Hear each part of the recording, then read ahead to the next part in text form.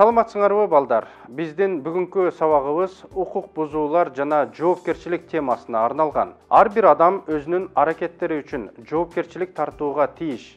Кыргыз жазуучусу Чыңгыз Айтматов адамдын эң башкы сапаты күн сайын, саат сайын эркиндикке умтулуу деп айткан. Адамдын эң башкы сапаты күн сайын, саат сайын эркиндикке умтулуу. Бирок коомдо жашоо жана андан эркин болуу мүмкүн эмес. Мамлекет адамдын коомдогу эркиндигин жөнгө салат жана укуктук нормаларды орнотот. Укуктук нормалар бул мамлекет тарабынан бекитилген бардыгы үчүн милдеттүү болгон эрежелердин системасы. Ар бир адам бала чагынан эле укук нормаларды билүүгө жана аларды бузбоого аракеттенүүсү керек. Укуктук нормаларды бузуучулар үчүн мамлекет тарабынан кандай жазалоо чаралары каралган?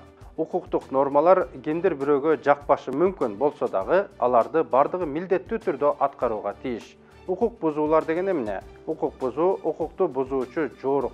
Кээде өспүрүмдөр арасында дагы укук бузуулар болот.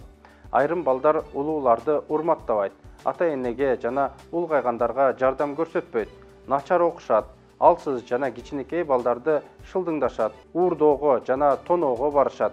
Жыйынтыгында алар дагы чоңдор сыяктуу эле укук бузуулар үчүн жазаланышы мүмкүн. Келгиле укук бузуулардын түрлөрү тууралуу сүйлөшөбүз.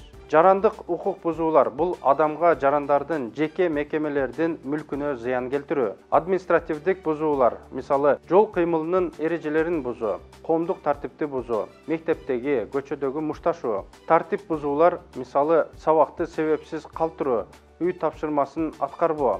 Укук бузуунун эң коркунучтуу түрү бул кылмыш, мисалы, тоноо, зомбулук, бейбаштык.